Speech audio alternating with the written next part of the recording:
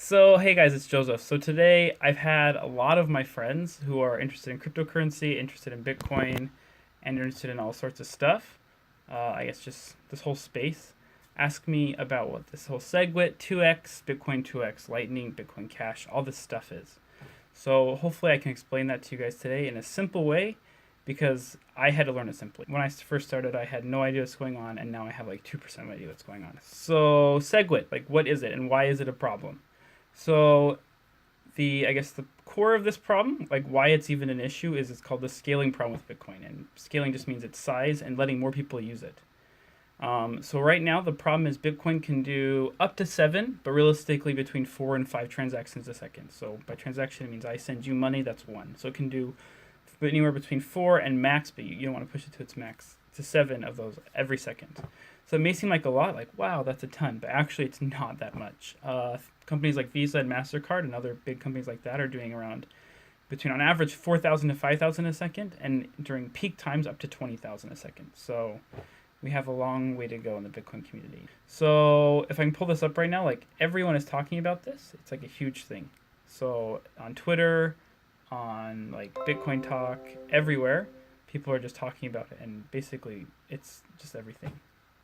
So one of the first people, obviously, I don't know if you know, he's Charlie Lee, inventor of Litecoin. He's talked about it. If you look at his profile right over here, a lot of people who are against this whole 2x thing are posting here, no 2x, let's not do it, it's stupid, whatever. And if you go look through his posts, right here, my vision for SegWit, blah, blah, blah, blah. So they talk about that there. Jihan Wu, he's the guy who runs Bitmain, which makes the ant miners. They're the miners. He runs Ant Pool, which is a huge mining pool. So there's him. So he's obviously important. He posts right here. I don't know if he's in favor of it or Bitcoin Cash or Bitcoin, because right here he says like Bitcoin Cash is good.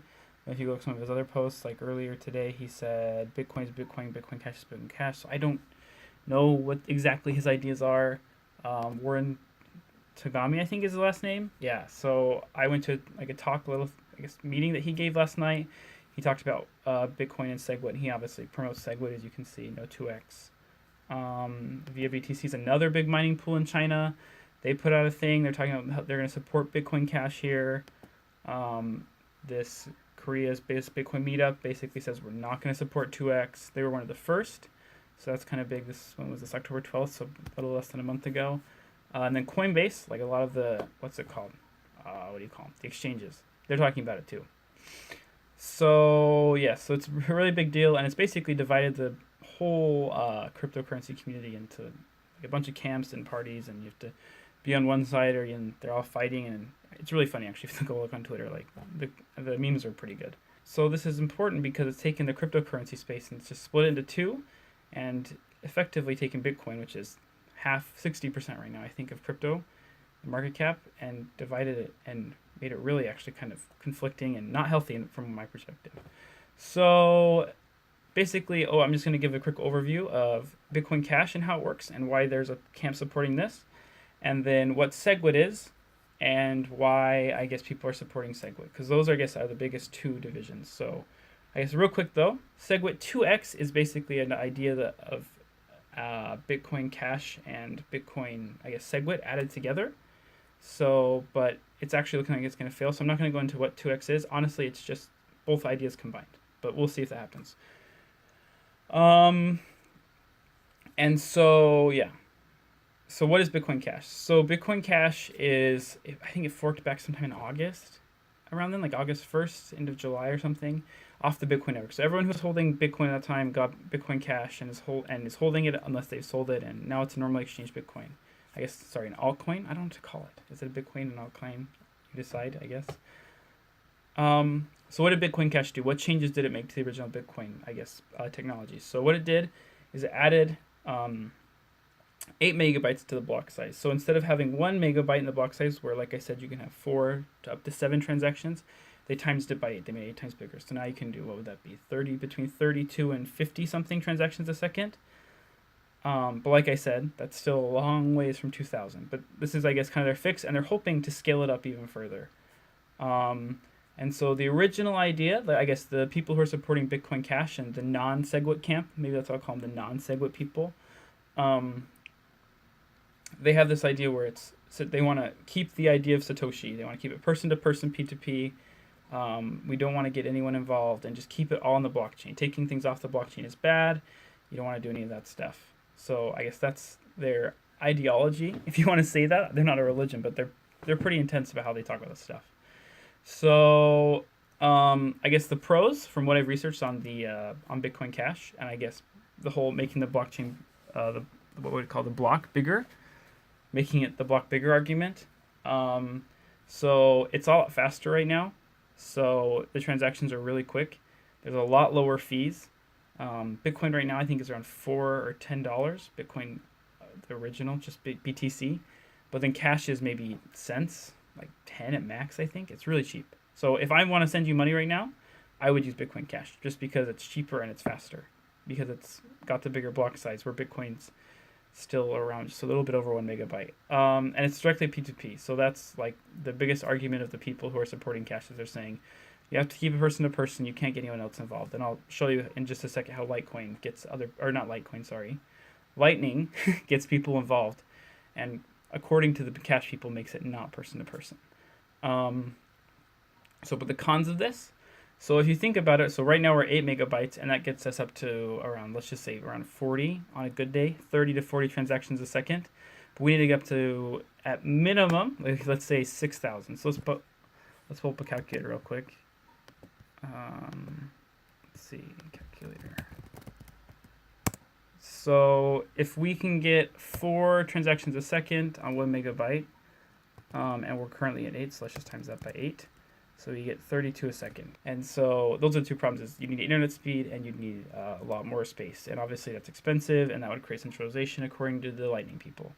So the reason that these Bitcoin Cash people say that it would work is because computers scale. We're getting faster processors every year. We're getting faster internet every year. Like 5G comes out in a few months at the Korean Olympics. Storage space, we're getting more all the time. So they're saying that if you match Bitcoin slowly with this, you can scale and it'll be doable. It won't be a problem over time as more users come into Bitcoin. At the same time, the technology will improve and we'll be able to manage it that way. So I guess that's the Bitcoin Cash argument. But then, yeah, so they have obviously pros and cons there.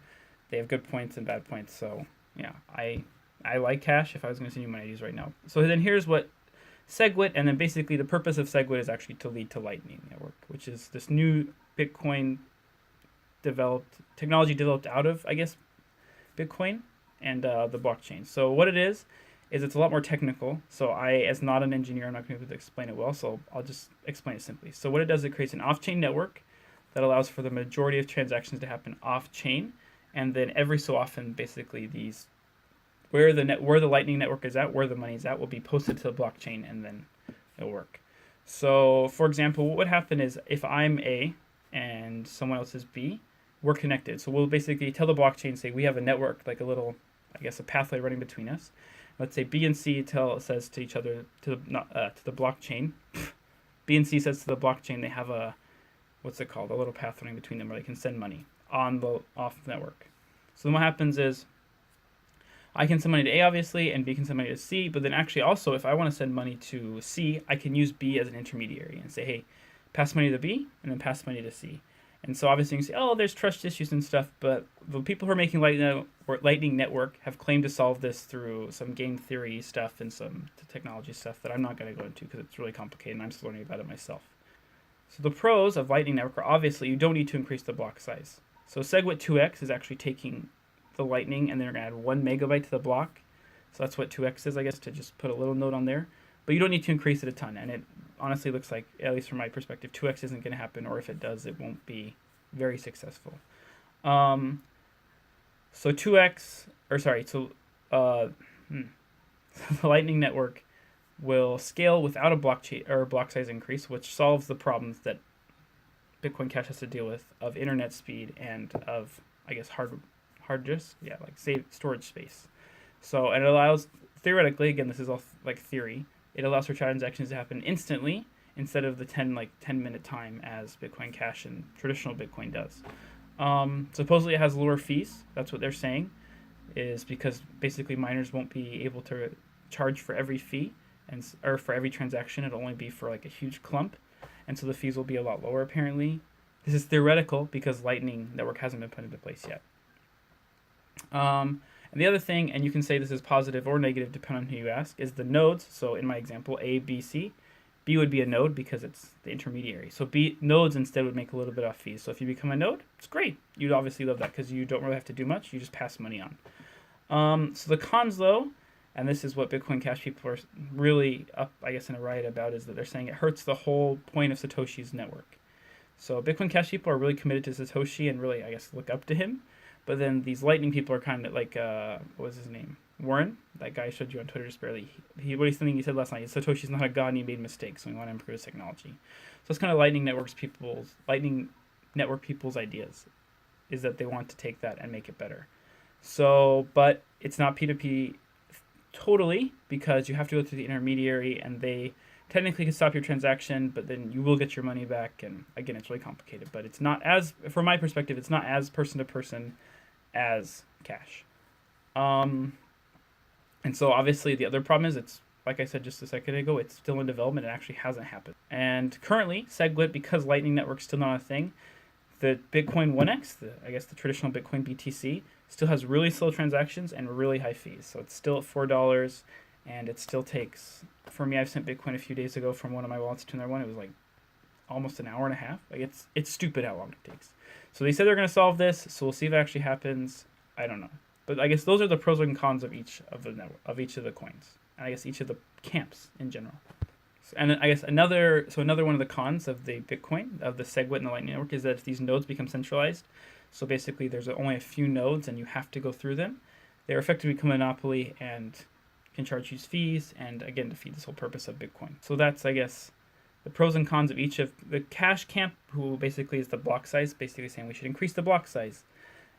Or I guess the block size solution people, and then that's the pros and cons also of the Lightning Network segwit people. So I guess as a summary, Cash really focuses on P2P. They really think that Satoshi was right in that, and they want to keep it there, as he says in his white paper. And then the Lightning people are focused on making it really more efficient, and I guess utilizing blockchain and improving on that technology. So pretty easy, right? So what do I think? What's my idea? I honestly don't know. I've been researching this for like 2 weeks now. I'm really interested in it because obviously it's taken over Bitcoin. This is actually the reason that Bitcoin's spiking right now. If you go look on coinmarketcap.com. So if you look right here on, let's look at Bitcoin. So if you look right here at Bitcoin over the last few, whatever, let's see, it should go for a month. It's just gone from $4,800 to, it's what, 75 right now? It's stupid. Like, that's incredible. And the main reason for this is because people are knowing they're going to get their 2x coins.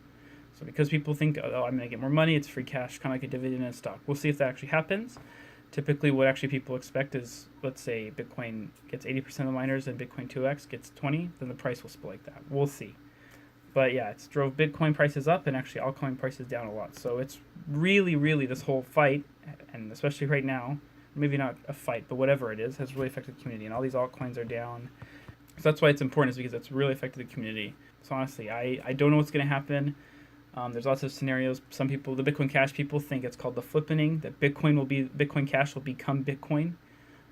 Some people think that 2x is just going to flop and die within the first couple days. Some people think that 1x is going to flop and die within the first couple days, and then you'll have only Bitcoin Cash and Bitcoin 2x left. I honestly don't know. It's too complicated to make a decision. Unless you are an oracle, you just won't know.